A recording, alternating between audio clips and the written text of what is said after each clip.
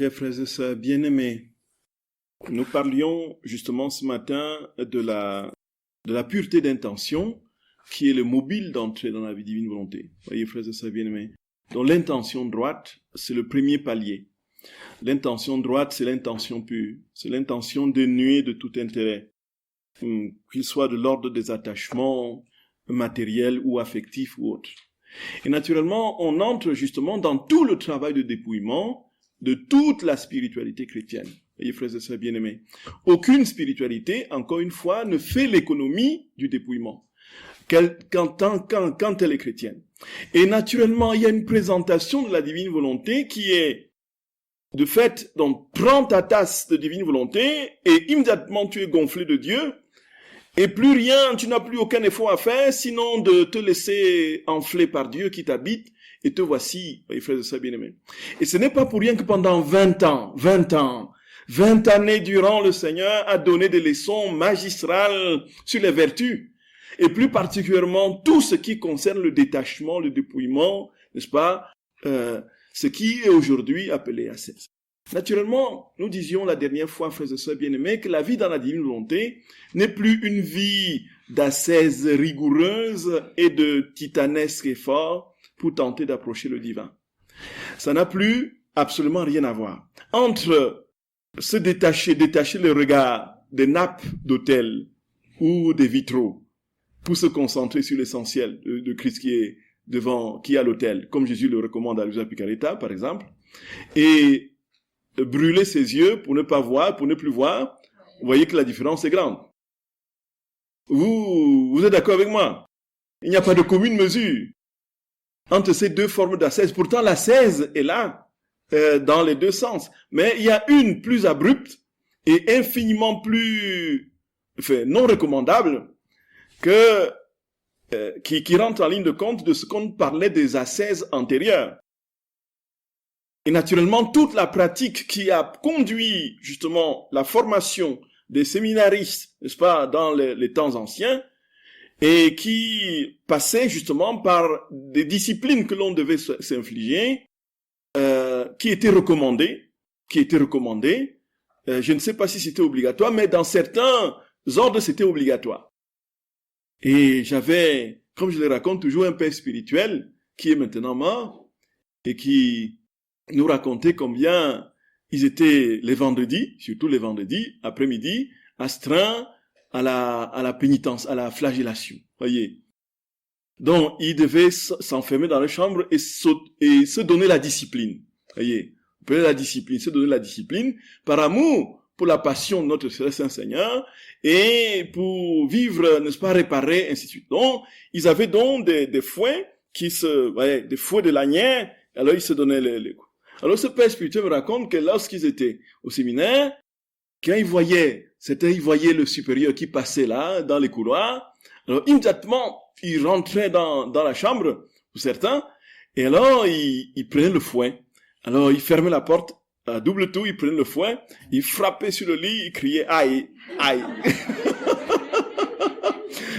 Aïe, aïe, aïe, voyez un peu. Et le supérieur qui passait entendait, voyez un peu, secouer la tête, voilà des bons séminaristes qui, voyez. Voyez. Donc, encore une fois, frères et sœurs bien-aimés, il ne faut pas se méprendre sur la vie dans la divine volonté, qui n'est pas un quiétisme, qui n'est pas de l'ordre d'une passivité humaine. Voyez, il y a une passivité qui est requise de l'ordre de l'abandon de la volonté propre. Mais l'activité de l'ascèse reste tout aussi prégnante. Le Seigneur nous demande justement d'entrer dans cette voie de la porte étroite. Et naturellement, il est évident, le sens, ça tombe sous les sens si je me suis goinfré, n'est-ce pas? Et si j'ai pris une bonne dose de chope de bière, si j'ai mangé trop de chocolat, si j'ai pris trop de trucs gras et puis il est vrai que ma prière en prendra un coup. Vous êtes d'accord? La prière que je ferai n'aura plus, non seulement je ne serai pas dans les dispositions pour prier véritablement, mais parce que je serai ennuyé par ces désagréments physiques liés à une mauvaise alimentation et à une suralimentation. Mais plus encore, je serai davantage tenté à me décourager de la prière parce que le dégoût de la prière viendra de ce que la prière n'a pas été bien faite. Vous voyez un peu? Donc il y a un détachement qui est nécessaire, une ascèse qui est nécessaire. Et quand Jésus donne, il y a des mortifications que lui a fait. Les mortifications, nous voyons bien ce type de mortification. Luisa ne s'est jamais donné la discipline. Luisa n'a jamais fait quelque chose d'extraordinairement douloureux et je ne sais pas trop quoi. Et un peu. On n'est pas chez Rose de Lima qui met ses doigts dans le chaudron et ainsi de suite. Ce n'est pas ça, voyez. Donc on est ici dans quelque chose d'une ascèse véritable, mais porté davantage vers la pureté d'intention de communier avec Dieu et de ne faire qu'un avec lui. Voyez ça, frères et sœurs d'amour. C'est absolument indispensable. Il faut que nous le comprenions bien. Et naturellement, en nous détachant progressivement des réalités, tant matérielles que psycho-affectives, nous entrons dans la vie de Dieu. Nous entrons dans la vie de Dieu. Et alors, frères et sœurs d'amour, la transfiguration dont nous parlons aujourd'hui et que le Seigneur manifeste sur le Tabor devient une réalité. Nous sentons en nous, nous vivons en nous une plénitude de joie, une plénitude de paix que rien ne vient heurter et bousculer. Voyez ça, frères et sœurs bien-aimés, c'est fou. Et naturellement, si c'est la volonté du Seigneur, la transfiguration pourra, n'est-ce pas, se manifester véritablement de manière concrète. Mais ce n'est pas la règle, c'est l'exception. C'est l'exception qui confirme la règle.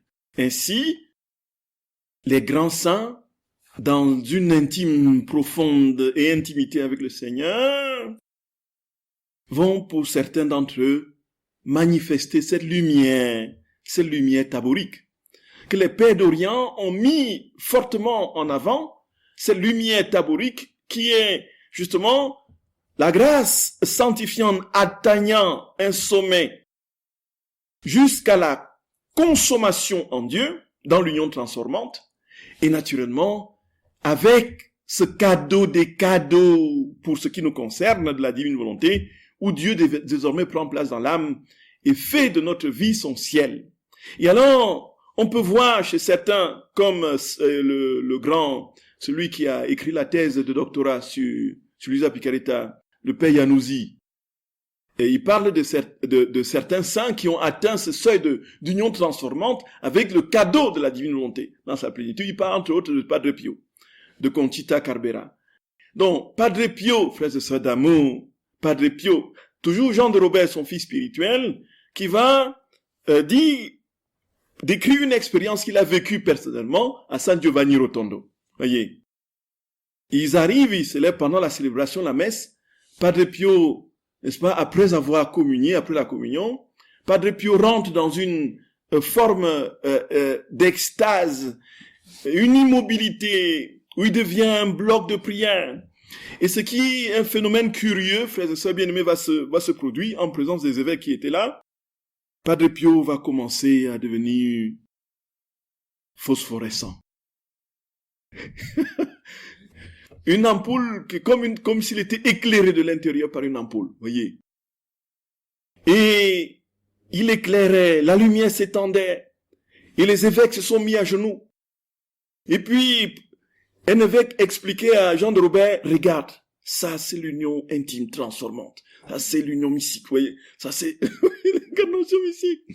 Et on aurait pu, frères et sœurs bien-aimés, éteindre toute la lumière de la chapelle. Padre Pio aurait éclairé tout le monde, voyez.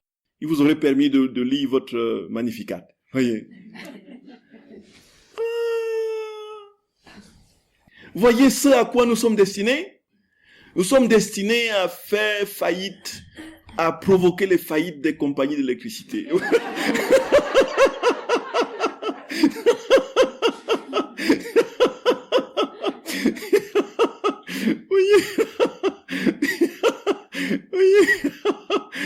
Voyez ça, frères et sœurs bien-aimés. Vous voyez ça? Incroyable. Inouï. Pour dire vraiment, frères et sœurs d'amour, l'inhabitation du Christ dans l'âme, ce n'est pas du blabla. Dieu nous habite profondément. Et ça, c'est une querelle, n'est-ce pas, qui a été en Orient qui a fortement pris une tournure dans les débats théologiques en Orient, la question justement des énergies divines, avec Barlaam le Calabrais et Grégoire Palamas. Barlaam le Calabrais était un moine italien archi cultivé, avec une incroyable compréhension métaphysique des questions théologiques et bibliques, qui était rompu à l'art de la rhétorique et qui avait une maîtrise parfaite de tous les classiques, et qui disait que Dieu ne peut pas être connu autrement que par la raison. À côté de lui, un certain Grégoire Palamas, oriental, qui lui disait qu'en fait, ce n'est pas possible autrement de comprendre Dieu s'il ne se communique pas. La compréhension de Dieu passe par l'autocommunication de Dieu à l'âme. Et si nous n'avons pas Dieu, frères et sœurs d'amour, en nous, nous ne pouvons pas le comprendre, ce n'est pas possible. Aujourd'hui, l'Occident a séparé la théologie de la vie spirituelle. On peut être théologien sans aucune vie de prière.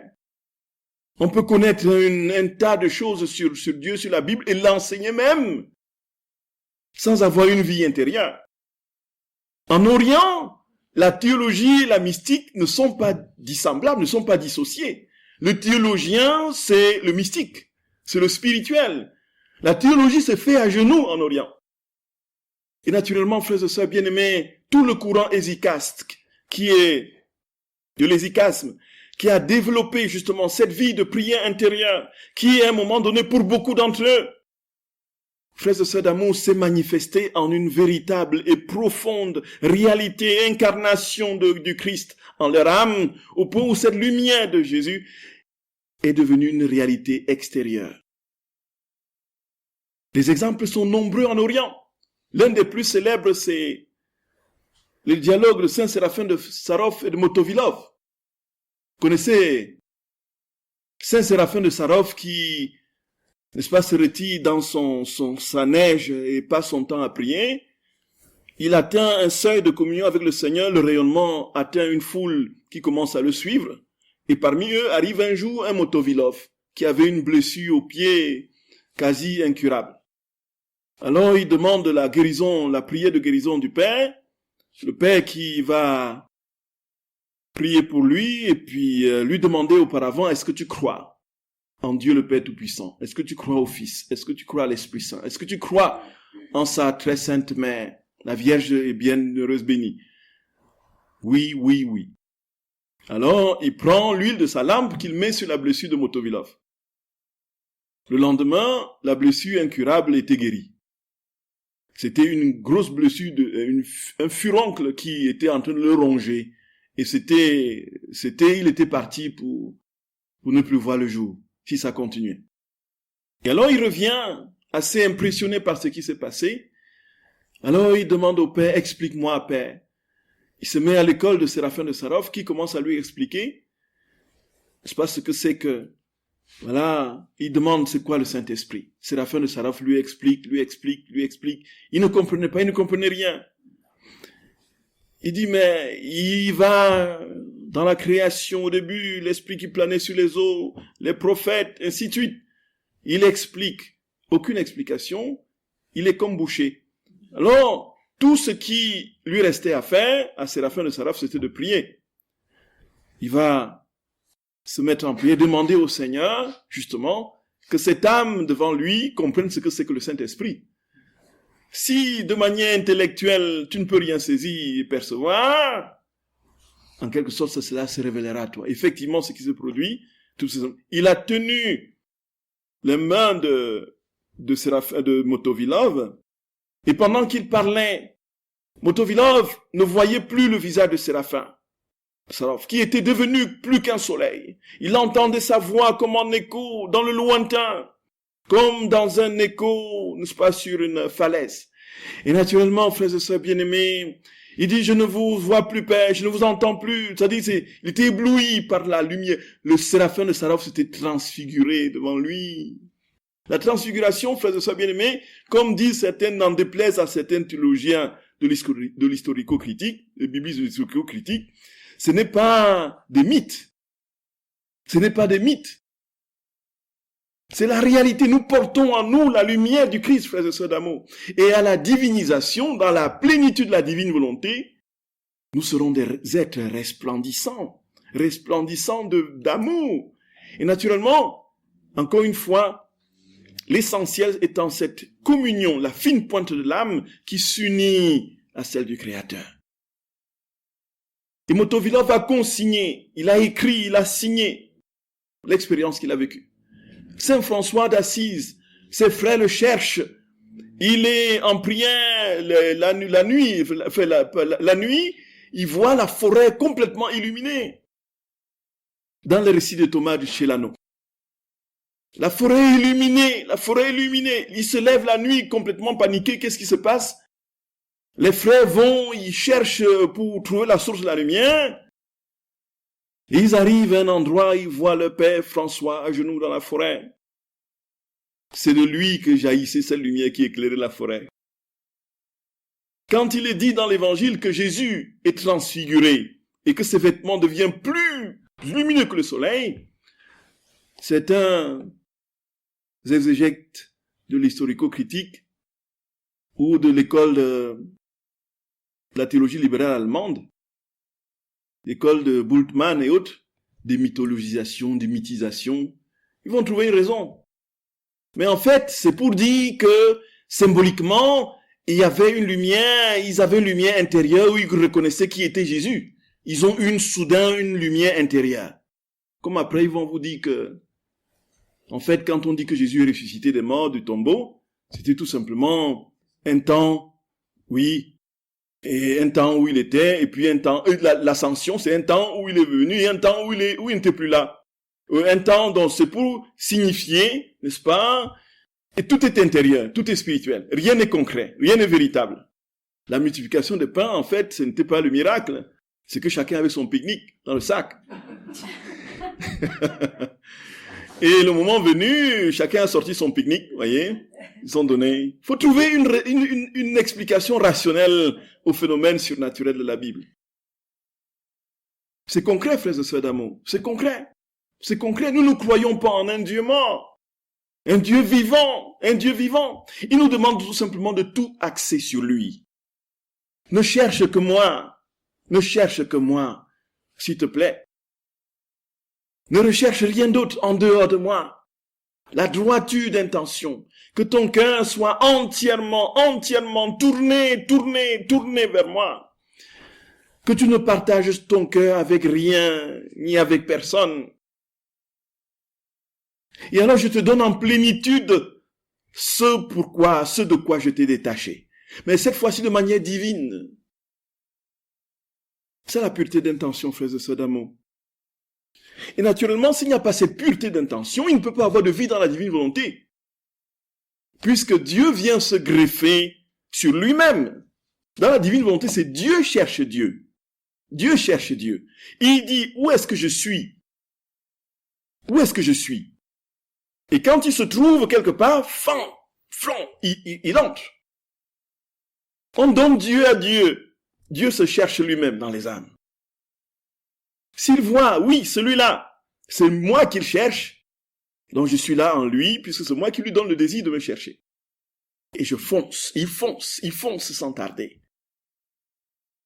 Saint Jean d'Acroix en avait parlé dans la vie flamme d'amour. L'âme Dieu dans l'âme, Dieu dans l'âme donne Dieu, enfin se donne à lui-même. Oui, tout à fait. Voyez ça, frères et sœurs bien-aimés. Voyez ça, frères et sœurs bien-aimés. C'est inouï. C'est inouï. Est-ce que vous en avez vu au-dessus? Est-ce qu'il y en a au-dessus? Il n'y en a pas. Qu'est-ce qui peut véritablement plaire à Dieu plus que lui-même? Dites-moi ce que vous pouvez lui présenter comme œuvre mirobolante, comme de magnificence de vos actions, qui soit supérieure à lui-même. Nous connaissons la consécration de la petite Thérèse, l'enfant Jésus. Au soir de cette vie, je paraîtrai devant vous les mains vides, Seigneur. Voyez, car je ne vous demande pas de compter mes œuvres. Toutes nos actions ont des tâches à vos yeux. Voyez, toutes nos actions. Elle veut donc se revêtir de Dieu pour recevoir de lui son propre amour. Il n'y a rien au-dessus de Dieu. Rien, rien. Et c'est pourquoi le Seigneur dit, n'aie que moi, n'aie que moi. Et alors tu comprendras, si tu crois que tu aimes tellement fortement telle chose ou telle personne, tu verras que l'amour que tu auras pour elle sera infiniment plus forte, plus pure, plus épanouissante si tu l'aimes en moi et par moi. Voyez, frères et sœurs d'amour, j'ai prêché une retraite au début du mois de juin.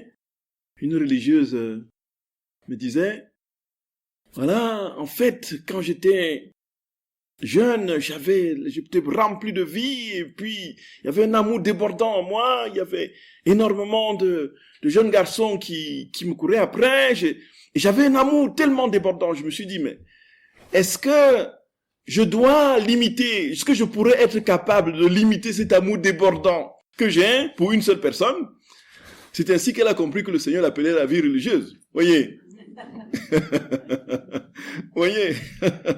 Voyez? Et même dans les couples, frères et sœurs d'amour, quand nous aimons l'autre en Dieu, ça prend une dimension divine et universelle. Ce ne sera plus l'amour captatif qui nous emprisonne dans les desiderata absolument parfois bas de l'autre. Voyez ça, frères et sœurs d'amour. Inouï. Inouï. Inouï. Et donc, si nous nous entraînons à ce détachement, en demandant au Seigneur, frères et sœurs, de venir chaque fois prendre, voilà, notre cœur, pour l'attacher, pour l'enchaîner à son cœur, nous verrons que l'amour que nous aurons pour nos frères sera transfiguré. Alors transfiguré. Et partout où vous irez, vous trouverez des frères, vous trouverez des sœurs. Jésus l'a dit, il a promis, vous les trouverez au centuple. Avec les croix et la vie éternelle. Ah, c'est sans nom, frères et sœurs d'amour, c'est sans nom. Ça n'a pas de nom. Père, c'est comme ça qu'on peut, dans le pardon, on peut ressentir cet amour-là, en fait. Tout à fait, ma chère sœur. Donc, si en travaillant et en souffrant, une âme ne cherche qu'à me plaire, sans rechercher aucune compensation, elle me plaît et me rafraîchit encore davantage. Ça, c'est au tome 5 du 16 juin 1903. Au tome 5. Il dit, si en travaillant et en souffrant, une âme ne cherche qu'à me plaire, sans rechercher aucune compensation, elle me plaît et me rafraîchit encore davantage.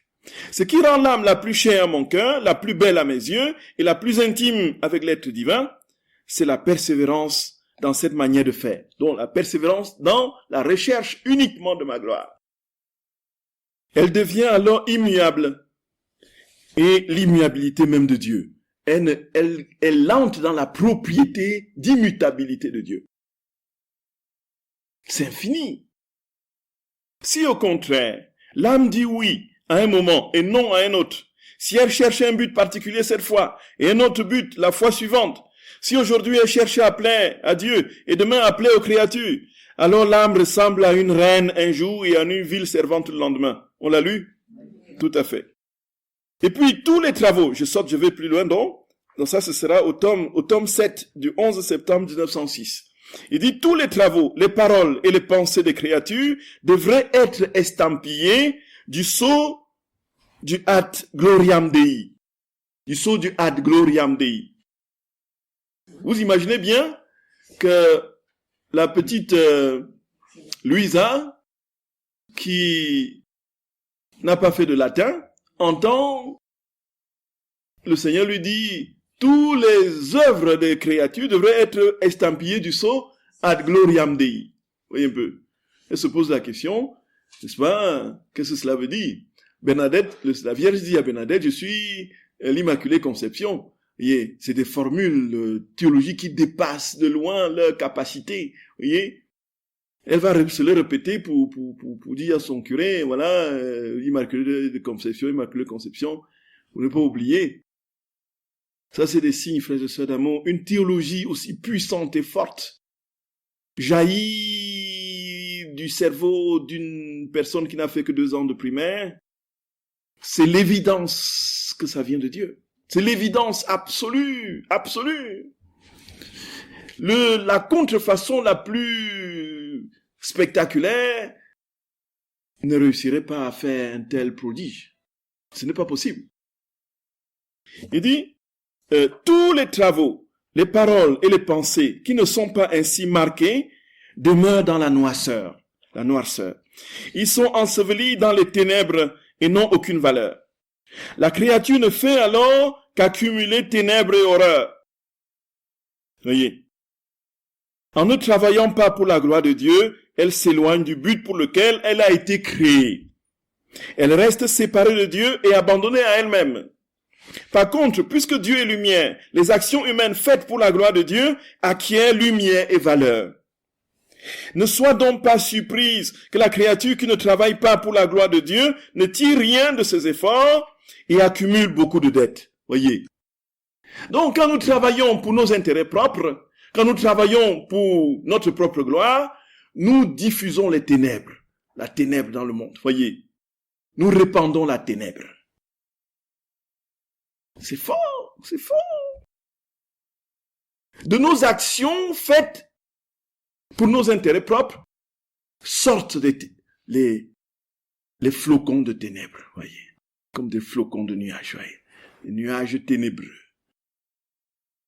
Vous imaginez ça, frères et sœurs d'amour? Oui, faites sans la gloire de Dieu. Faites qui ne sont pas faites pour la gloire. Et c'est pourquoi Jésus dit, ces prêtres qui célèbrent des messes pour leur propre gloire. Et Dieu sait qu'il y en a, frères et sœurs d'amour, où le saint sacrifice de la messe est transformé en un lieu de spectacle, voyez. Oui, c'est quelque chose, frères et sœurs bien-aimés, d'absolument important dans cette vie. C'est-à-dire humilité, détachement, dépouillement. Et Dieu sait que l'intérêt propre, la recherche d'intérêt propre peut s'insinuer de manière tellement insidieuse, là où on ne l'attend pas, y compris dans les œuvres dans les œuvres bonnes. Et c'est pourquoi, frères et sœurs, la vie dans la divine volonté, avec la continuelle présence de Dieu, que nous ruminons en nous dans l'appel des actes actuels, nous permettent, frères et sœurs d'amour, d'entrer et de vivre toujours plus pleinement nos actions dans une intention droite. Et si nous avons un doute, prenons le temps de dire qu'est-ce qui est en train de me motiver en ce moment. En plus, ça nous amène à réagir pas de manière précipitée. Tout à fait. Et alors, Jésus continue, frères et sœurs bien-aimés, il dit, si les actions sont faites dans la lumière, nous disséminons la lumière. Frères et sœurs d'amour, pas question d'être hypersensible pour mesurer cette vérité. Il y a certaines personnes à côté de qui vous vous sentez bien. Bon, ce n'est pas un sentiment physique, forcément. C'est parce que cette personne dégage la bienveillance. Elle dégage la bonté. Elle dégage l'humilité, l'amour. Vous voyez un peu. Et il y a autour de cette personne comme une sorte de rayonnement d'amour. Vous voyez. Il y a d'autres personnes, par contre, quand ils surgissent quelque part, l'instant d'après, c'est les conflits. Vous voyez un peu. Certaines personnes qui disséminent la ténèbre et d'autres qui disséminent la lumière. Nous sommes la lumière du monde. Jésus nous l'a dit. Vous êtes la lumière du monde. Pourquoi sommes-nous la lumière du monde, frères et sœurs d'amour? Parce qu'il est la lumière du monde qui nous habite. Et nous laissons cette lumière transparaître là de nous. Ma fille, j'interviens dans toute action humaine, que ce soit une pensée, une respiration ou un bref mouvement. Toutefois, les créatures ne pensent jamais à mon activité ou elles n'agissent pas pour moi. Elles s'attribuent plutôt à elles-mêmes tout ce qu'elles font. Oh, si elles pensaient au fait que j'interviens continuellement en elles, elles n'useraient pas de ce qui est mien au détriment de ma gloire et de leur propre intérêt. Les créatures devraient tout faire pour moi, tout m'offrir, parce que ce qu'elles font pour moi, je le garde en dépôt pour le leur rendre. Dans l'autre vie, frères et sœurs d'amour, on va accuser Dieu. On va mettre Dieu, n'est-ce pas, au tribunal On va faire un procès. L'égoïste par excellence. Il veut tout concentrer sur lui. Le tyran par excellence. Il impose l'adoration à tous. Le captatif par excellence. On ne doit rien aimer d'autre que lui. Mais, frères et sœurs d'amour, en fait, l'intensité, la déferlante d'amour qu'il nous donne, en fait, notre capacité d'accueil nous garantit la plénitude de sa vie. En fait, il nous dit, concentre-toi, je veux. En fait, ce qui est en train de se produire, c'est à rebours de ce que l'intelligence humaine est en train de projeter. En fait, il dit, adore-moi. En fait, viens prendre tous mes biens. Aime-moi et moi seul. Viens, que je te donne tout mon amour. Viens, reçois tout mon amour. Et c'est quoi mon amour? Mon amour, c'est ma personne même. Mon amour, il est éternel, il est infini. Quand je t'appelle à moi et que je te demande de n'avoir que moi, c'est parce que je veux te remplir de tout ce que tu n'as pas et que tu n'es pas. Je veux te remplir de moi, ton Dieu. Frères et sœurs bien-aimés, voilà Jésus qui supplie. Jésus à genoux devant ses disciples. Il leur lave les pieds. Voulez-vous accueillir mon amour? Voulez-vous l'accueillir, cet amour? Voyez, frères et sœurs bien-aimés, c'est inouï. C'est inouï. C'est au 10 octobre 1906, au tome 7.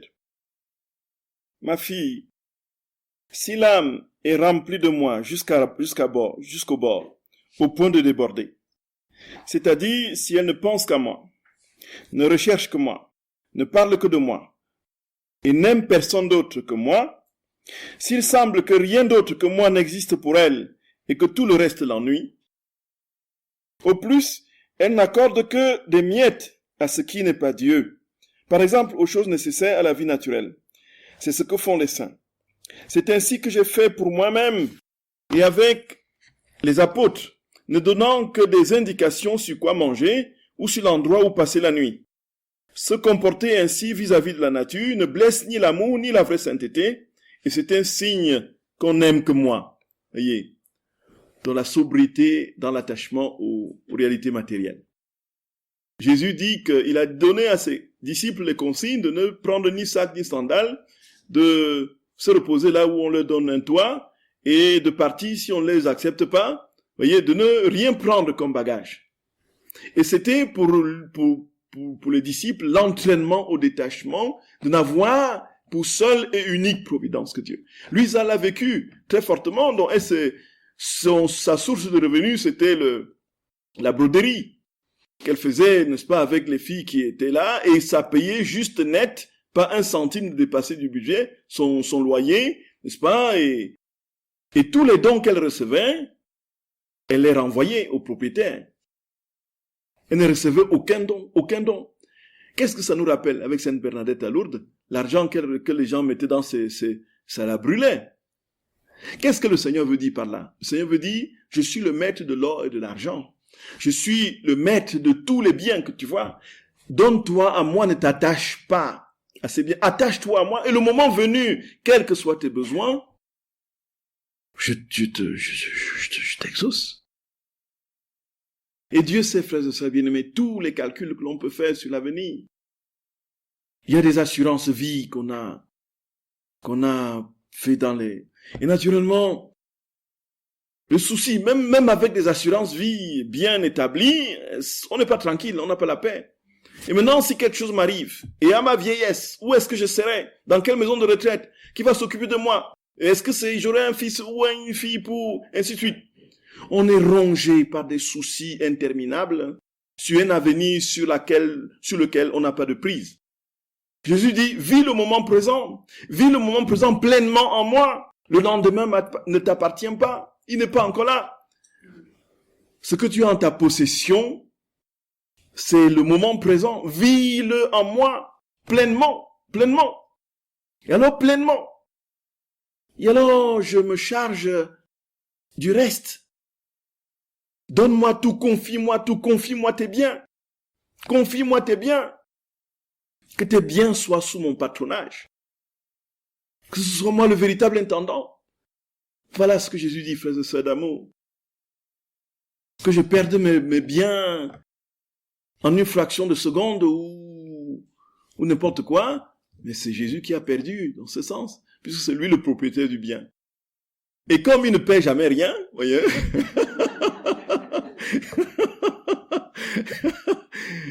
et comme il ne paie jamais rien, voilà, et il saura trouver ce qu'il faut pour que je ne sois pas sur la paille ou dans la rue.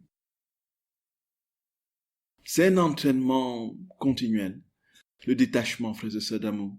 Parfois, nous sommes tellement encombrés par des soucis, tellement encombrés par 1001 préoccupations, qu'on n'a pas le temps de se rendre compte qu'on a laissé plus de place aux réalités éphémères qu'à Dieu.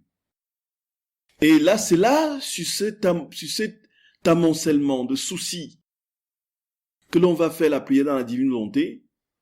Viens penser en moi, viens parler en moi, viens prier en moi, viens ainsi de suite. Pensez que la divine volonté va venir comme ça s'installer sur les sur les montagnes de préoccupations et de soucis? C'est pas possible, frères et sœurs d'amour. C'est pas possible. Il y a dans la liturgie de Saint Jean Chrysostome, prié à un moment donné, nous qui représentons mystiquement les chérubins et chantons le cantique 3 fois saint à la vivifiante Trinité, déposons les soucis de ce monde. Déposons les soucis de ce monde pour recevoir le roi de toutes choses. Voyez, déposons les soucis de ce monde. La condition d'accueil du roi de toutes choses, du roi de gloire, c'est le dépouillement intérieur de tous les soucis. Voyez, frères et sœurs bien-aimés. Est-ce qu'il est juste de penser que, en fait, Dieu nous permet d'accéder à la divine volonté pour qu'on puisse s'emparer de l'amour divin parce qu'il a soif de toujours que la créature lui donne une réciprocité totale en amour. C'est-à-dire vraiment amour pour amour. En nous donnant son propre amour, on peut le lui renvoyer et alors, à ce moment-là, il est parfaitement comblé. C'est bien ce qu'on dit depuis. C'est bien ça. C'est tout à fait ça, oui. C'est tout ce qu'on dit depuis, oui. Tout à fait. Tout à fait. Tout à fait. C'est tout à fait ça. C'est exactement ça. Parce que dans les lectures de Luisa Picaretta, il y a beaucoup de catastrophes, de choses où Dieu parle. Oui, moi, c'est ça. Disons que ça nécessite peut-être une retraite sur la justice. Vous voyez. Donc, ça nécessite une retraite sur la justice. Si vous voulez bien. Bon, il y a dans le livre des Cénacles, là, une question-réponse sur la justice. Voyez. Comment comprendre l'ampleur de la justice de Dieu dans les premiers tomes de Luisa. Donc, comment Jésus dit, là, et on explique bien la réponse, à partir même des réponses de Jésus. Alors, autre chose, frères et sœurs d'amour, il y a la droiture d'intention. Bien sûr, on ne peut pas tout parcourir de tout ce que Jésus dit sur la droiture d'intention. Si vous voulez, vous pouvez prendre les passages et les voir après à la maison. Donc, il y a au tome 11 du 28 février 1912, au tome 11, 28 février 1912, au 19 juillet, toujours du tome 11, 1912, 22 décembre 1921, au tome 13 du 22 décembre 1921, et puis toujours au tome 13 du 17 janvier 1922. Donc vous avez un ensemble d'enseignements de notre Seigneur sur la pureté d'intention, le détachement, naturellement le dépouillement. Jésus dit que le courant de sa grâce n'entre que dans les âmes qui agissent par pur amour. Par pur amour. Et c'est ce qu'on a dit largement. Ma fille, le courant de ma grâce entre dans les âmes qui agissent par pur amour. Il insiste là-dessus, frères et sœurs bien-aimés. Le désir de m'aimer les garde disposés à recevoir le courant de toutes mes grâces. Je suis aimé et elles sont aimées. Elles sont continuellement branchées sur moi et moi sur elles. Donc, frères et sœurs bien-aimés, nous nous souvenons de la demande du roi Salomon. Quand Dieu lui demande, demande-moi ce que tu veux, voilà, ainsi de suite. Qu'est-ce qu'il demande, Salomon? Il demande la sagesse, voyez. Et qu'est-ce que Dieu lui dit? Donc, voilà. Parce que tu as demandé la valeur la plus importante pour ton ministère, pour ta tâche de roi, ce qu'il y a de plus important. Parce que tu as pensé, parce que la sagesse te servira pour gouverner le peuple. Donc, c'est dans une logique d'amour. C'est ce que tu as demandé, c'est par amour pour ton peuple. C'est un bien qui te met au service de ton peuple.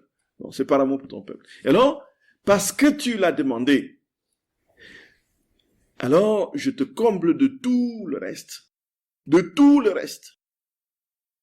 Personne n'a été aussi riche en Israël chez les rois que Salomon. Personne n'a eu, non seulement sa sagesse, il a eu un règne tellement prospère, au point où même à la fin, quand il faisait avec ses concubines venir les divinités étrangères sur le sol d'Israël et faisait des temples dédiés à ces divinités, Dieu a attendu que le successeur soit celui qui reçoit le châtiment de péché de Salomon. C'est vraiment sympa. Vous voyez, il n'a pas voulu que le châtiment advienne en son temps, en son règne, pendant son règne. Incroyable. Et nous voyons que nous sommes comblés à la mesure de notre amour. Frères et sœurs bien-aimés, plus nous aimerons, plus le Seigneur nous comblera au-delà de tout ce que nous pouvons imaginer. Voyez, frères et sœurs bien-aimés, c'est toujours ainsi qu'il agit. C'est toujours ainsi qu'il agit. C'est toujours ainsi qu'il agit. Au contraire, les âmes qui agissent pour des motifs humains me sont fermées. Elles n'acceptent et ne reçoivent de courant que de ce qui est humain. Celles qui agissent dans une intention de péché reçoivent un courant de culpabilité. Celles qui agissent dans un but diabolique reçoivent un courant de l'enfer. Le courant de l'enfer. L'intention motivant les actes de l'homme le transforme en beauté ou en laideur, en lumière ou en noirceur, en sainteté ou en péché. Les motifs des actions de l'homme se répercutent sur lui-même. Mon courant n'entre pas en tous, puisqu'il est rejeté par ceux qui me sont fermés. Il se dispense avec encore plus de force et d'abandon sur les âmes ouvertes. C'est au tome 13, 22, je vais vous donner la référence, 22 décembre 1921. Voyez, frères et sœurs d'amour. Voyez ça? Ah oui. Ah oui. Ce que nous produisons comme action retentit sur nous et crée notre destinée. C'est ce que Jésus dit. Nous sommes motivés par une intention diabolique. Ça se retombe sur nous en noirceur et nous créons notre destinée, c'est l'enfer. C'est au tome 13 du 22 décembre 1921. Voyez? Bon, et Jésus dit, si tu as une intention de lumière, d'amour, ça retentira en toi en amour et en lumière. C'est pourquoi les êtres bons, fondamentalement bons, frères et sœurs bien-aimés, ils attirent, voyez. On a vu là, le père Vessière, il est caché 30 ans, mais la masse de correspondants, des gens qui vont s'adresser à lui, voyez un peu. Comme ça, le père du désert. Quand le christianisme passe à une religion de l'Empire, après l'édit de Constantin, les 300 la fin des persécutions en 313, qu'est-ce qui se passe, frères et sœurs d'amour? Les chrétiens qui jadis étaient persécutés sont désormais, on leur déroule le tapis rouge. Et eux qu'on soupçonnait et qu'on pourchassait comme des rats, et que l'on massacrait sans pitié ont désormais pignon sur rue. Les basiliques sont construites. C'est la religion d'État. Celui qui n'est pas chrétien, c'est lui qui est soupçonné. Voyez, il y a un relâchement du fait. Il n'y a plus cette émulation que les premiers chrétiens avaient, qu'ils avaient au temps des persécutions. Alors, c'est alors que quelques-uns vont se retirer au désert, Pacôme, Antoine et tous les autres, et ils vont se retirer tellement ils vont tout vendre, se retirer loin de toute ville, tout bruit, ainsi de suite, dans le désert perdu, avec un oasis à des kilomètres. Mais ce qui est assez curieux et incroyable, c'est que les foules en n'en plus fini, vont creuser le chemin dans le désert pour les atteindre. Et vont vouloir d'ailleurs s'établir autour d'eux. Et ils vont construire des villes carrément autour d'eux pour les avoir à portée. Est-ce qu'ils ont fait des grands bruits, frères et sœurs bien-aimés? Est-ce qu'ils ont multiplié des vues sur des chaînes Instagram ou YouTube? Voyez? Ou TikTok? Ou quoi encore? Voyez? La religion ça, la nouvelle religion maintenant. Rien de tout cela. Qu'est-ce qu'ils ont fait? Ils sont allés se retirer en Dieu. Et Dieu s'est chargé d'amener les âmes. Parce que là où Dieu met sa nourriture, frères et sœurs d'amour, il amène les âmes. La sagesse a dressé une table. Voyez? Il invite les hommes au festin. Il dit, venez maintenant au banquet. Le banquet est prêt. Le banquet est prêt. Qu'est-ce qu'ils ont fait? Ils n'ont fait aucun tapage. Ils n'ont rien écrit. Ils ne sont passés sur aucune radio. Ils sont allés se retirer en Dieu. Et les âmes sont venues. Voyez, frères et sœurs d'amour. C'est cela, frères et sœurs bien-aimés. C'est cela.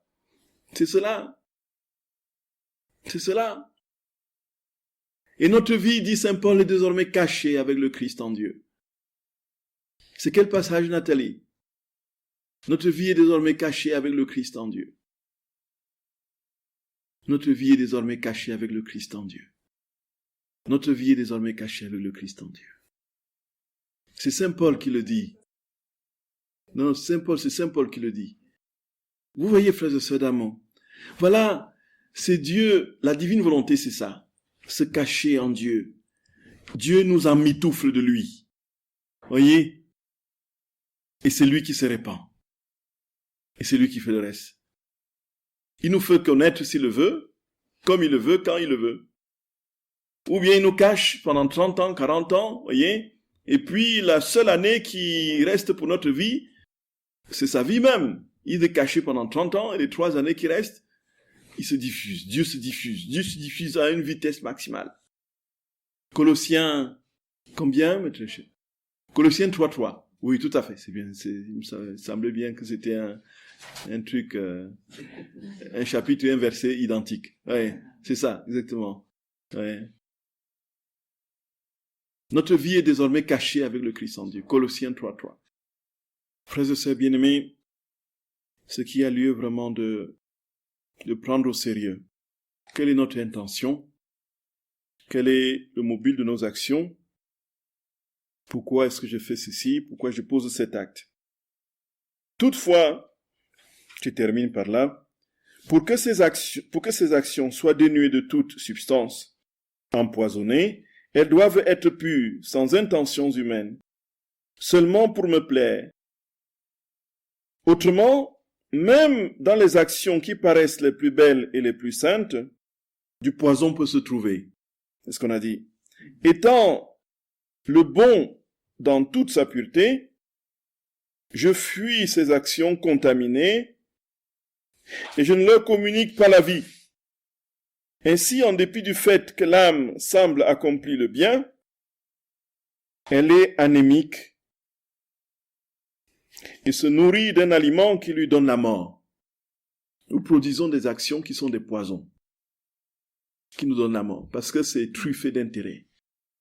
Incroyable, hein? C'est fou, frères et sœurs bien-aimés. Ça fait trembler intérieurement. Voyez? Et le mal dépouille l'âme du vêtement de la grâce, la déforme et la force à avaler du poison apte à la faire mourir. Voyez? C'est tome 13 au 17 janvier 1922. Donc, les actions humaines qui ne sont pas uniquement pour Dieu contiennent du poison. Nous empoisonnons les autres. Voyez un peu. Oh, voilà ma pauvre, mon fils, mon pauvre. Oh là là, c'est pas un problème, je vais t'aider. Voyez. Et puis on apporte ceci, on apporte cela. Oh oui, merci. Merci de tout cœur, merci. Et l'autre reçoit sincèrement votre don, votre aide, votre offrande. Et vous avez un calcul là, particulier. Quand la personne ne répond plus à ce que vous attendiez d'elle, votre action se tourne en chantage, un poison mortel. Voici, c'est d'ailleurs grâce à moi que tu as ceci. C'est sans moi, tu ne serais pas ceci, tu n'aurais pas fait cela. C'est bien moi, voyez. Et l'autre rentre dans une souffrance terrible, non seulement parce que humilié, mais vous vous empoisonnez, parce que non seulement vous recevez votre récompense, mais vous travaillez, vous faites le jeu du malin, de celui qui a instrumentalisé les biens de Dieu, voyez. Non seulement pour vous mettre en valeur, mais pour vous faire souffrir. Donc, à tout point de vue, tant pour le récipiendaire que pour vous qui avez fait cette action par le passé, vous avez disséminé du poison. Voyez, donc le Seigneur insiste énormément sur cette intention pure, frères et sœurs bien-aimés. Et la divine volonté qui devient une mode peut être, le motif de penser qu'on a des grâces ou des trucs supérieurs aux autres. Voyez, ou bien, faisons attention, frères et sœurs d'amour. Soyons vigilants. Et qui peut aiguiser cette vigilance en nous, sinon le Seigneur qui nous habite? Et comment va-t-il nous habiter, sinon par la prière, frères et sœurs d'amour? C'est pourquoi dans nos retraites, la divine volonté dans l'association, on met un maximum de points et d'insistance sur la prière. Et on veille à ce que tout, dans les moindres petits détails, soit imprégné vraiment de cette vie de prière. Le silence aidant. On aurait pu commencer la conférence directement après le chapelet de la miséricorde. Ou bien on aurait pu dire juste une petite prière de 2 secondes. Que tout soit imprégné, frères et sœurs bien-aimés, tout, absolument tout, et vos oreilles et mes pauvres lèvres. Pour que rien ne jaillisse en dehors de ce que Dieu lui-même veut communiquer. Parce que les intérêts propres sont nichés partout. Ils sont tapis en embuscade autour de nos âmes. Voyez. Un moindre petit rien et nous nous surprenons dans des pensées, voyez. Mais si Dieu a tout pris et a tout transformé, absorbé en lui, frères et sœurs d'amour, l'ennemi a peu de place. Voyez. On veut que ce soit Dieu qui règne. Priez, frères et sœurs bien-aimés. Priez sans cesse. Priez. Veillez et priez, dit notre Seigneur. La prière.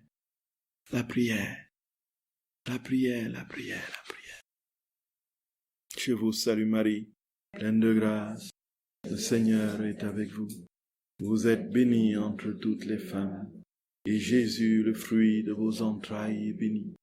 Sainte Marie, Mère de Dieu, priez pour nos pauvres pécheurs, maintenant et à l'heure de notre mort. Amen. Au nom du Père et du Fils et du Saint-Esprit. Amen.